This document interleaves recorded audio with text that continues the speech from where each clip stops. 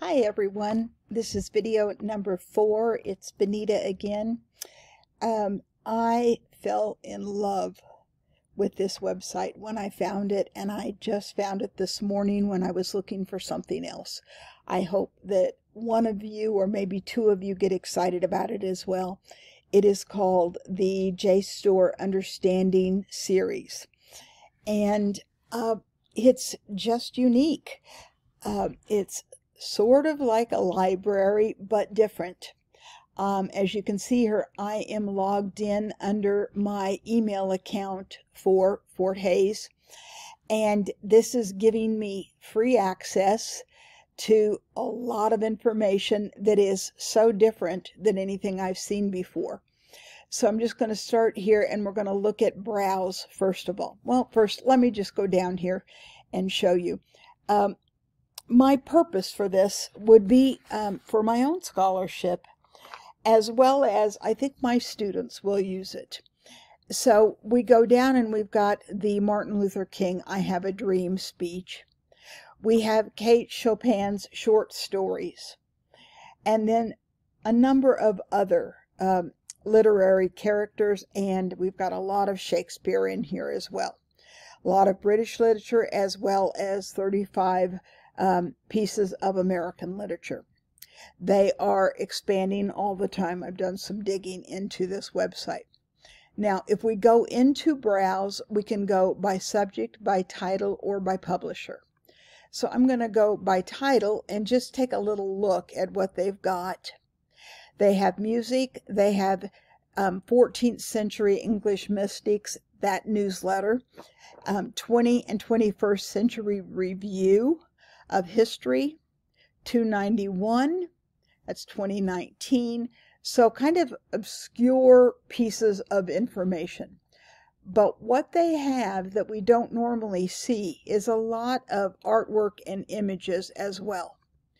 So that's part of what's unique. You can save work to what is called your own workspace, and I thought that was really interesting. You can log into this space through your own library. Now, if we go in by subject, this is when I felt like Jstor got much more interesting. Because up until I got to this point, I was thinking, okay, this is new, and they don't have a lot to work with yet. But now when we start looking at African American studies, African studies, American Indian studies, American studies, and as you see, we're getting out of just arts and we're going into business, economies, development studies, humanities, law. We have a lot more to look at. So I'm going to click on philosophy here. And now we have 133 journals that are housed in Jstor. So this gives us some research capabilities. So browsing by subject is really good.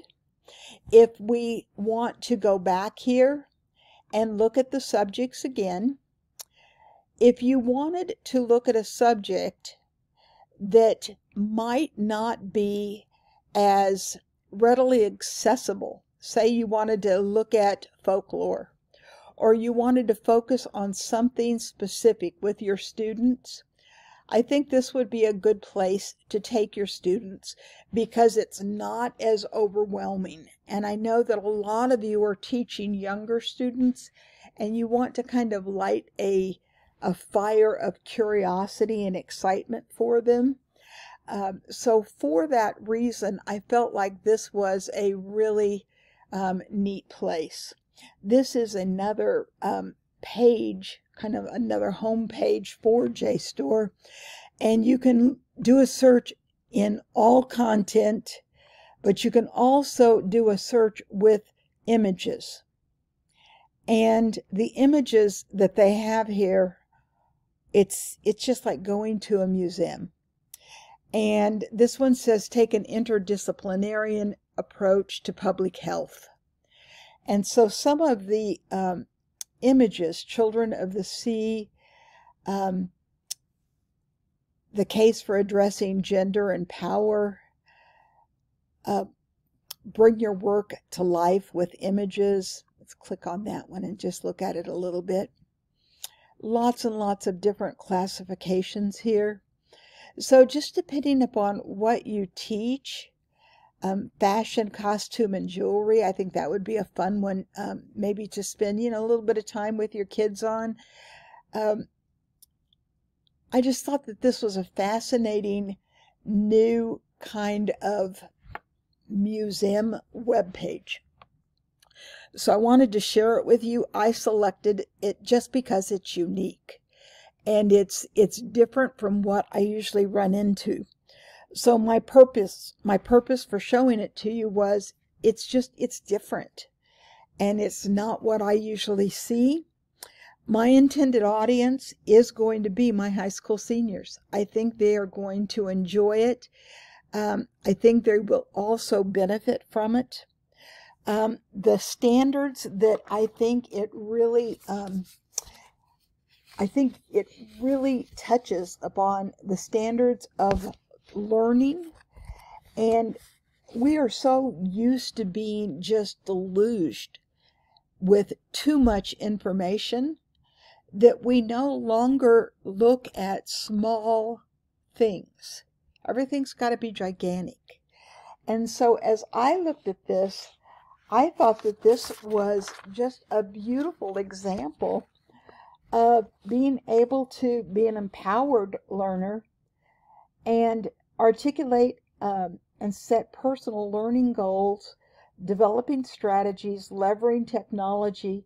1.1a, I thought this was a beautiful one for 1.1a, but I thought it was also really nice for knowledge constructor again, because we've got effective research strategies here to locate specific information and resources for their intellectual and creative pursuits, because this is very specific information. So those were the two standards that I chose. And once again, my purpose was just for us to have something that was unique and different to look at than what we normally see. I hope you enjoyed it. This is my number 4 video, and I will be back with number 5. It is a big surprise.